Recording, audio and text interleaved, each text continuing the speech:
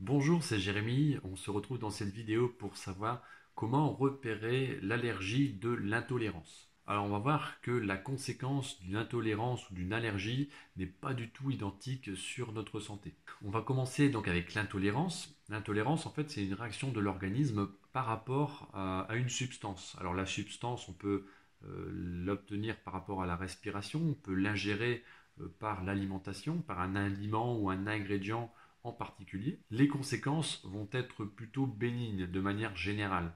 L'intolérance va vous créer par exemple des éternuements, des ballonnements et tout autre type de symptômes qu'on pourrait juger bénins et pas, on n'y tiendrait pas rigueur. La réaction sera beaucoup plus importante et beaucoup plus brutale que par rapport à l'intolérance. Concrètement, ça peut se voir d'une multitude de manières, que ce soit par la respiration, par une éruption cutanée, par plein d'autres symptômes.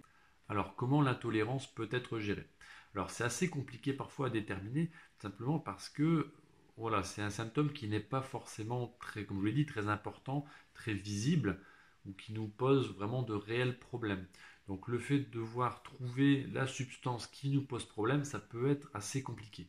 La meilleure des solutions pour trouver si vous êtes intolérant à telle ou telle substance, c'est de supprimer pendant, je dirais, au moins une bonne semaine, voire 2 semaines pour être sûr, mais de supprimer un seul aliment à la fois. C'est-à-dire que voilà, il faut essayer déjà plus ou moins de cibler quand est-ce que ça s'est produit, quels symptômes vous pouvez ressentir également liés à cette intolérance. Et une fois que vous avez à peu près ciblé comme ça, apparemment ce qui vous causerait problème, c'est de voir et de supprimer un aliment au fur et à mesure pour voir et d'aller par élimination tout simplement. L'allergie, comme c'est généralement plus grave sur la santé, les impacts sont plus importants. Là, directement, ça se passera directement avec votre médecin ou avec un allergologue qui va, lui, concrètement regarder à partir de quelle substance vous êtes vraiment allergique. Là, contrairement à l'intolérance, l'allergie doit être prise avec la plus grande attention, justement parce que les effets sur la santé, l'impact sur la santé peut devenir très grave si on vient à répéter les situations. Aujourd'hui, il y a 14 grandes familles d'allergènes qui sont identifiées et sur lesquelles vous allez retrouver un affichage obligatoire sur le packaging, le verso des produits. Vous allez avoir les mentions, les allergies qui sont avérées, hein, c'est-à-dire qu'il y a vraiment des traces de telles substances qui sont allergisantes.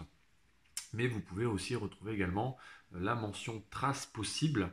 Et là, ça veut dire tout simplement que ce sont dans les procédés industriels qui ont permis de fabriquer votre préparation industrielle, par exemple.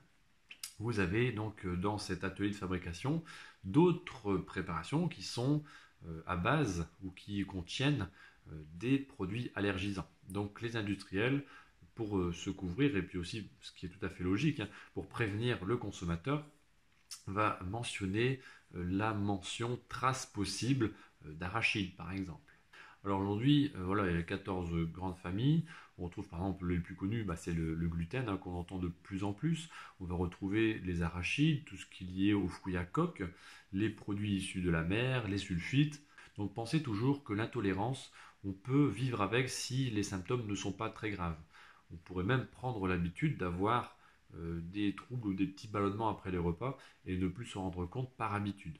Alors je me permets d'ajouter une petite parenthèse à cette vidéo en fait par rapport à l'intolérance au gluten. On peut se dire, oui, moi je mange du blé tous les jours et j'ai aucun souci avec ça. Mais ce qu'il faudrait essayer en fait, c'est de regarder et de faire l'expérience d'arrêter pendant environ 2 semaines tous les produits qui proviennent du blé pour voir si vous ne voyez pas un changement sur votre fonctionnement interne. C'est-à-dire que si au bout de 2 semaines, vous voyez que voilà, il n'y a vraiment pas de différence par rapport à la période où vous consommiez du blé naturellement, du pain, des pâtes, etc., il n'y a pas de souci avec ça. Vous pouvez, si vous le souhaitez, reconsommer de temps en temps ces produits. Par contre, si vous voyez un meilleur fonctionnement, moins de ballonnement, par exemple après les repas ou lors de la digestion, vous pouvez vous dire que vous ressentez peut-être des débuts d'intolérance au gluten.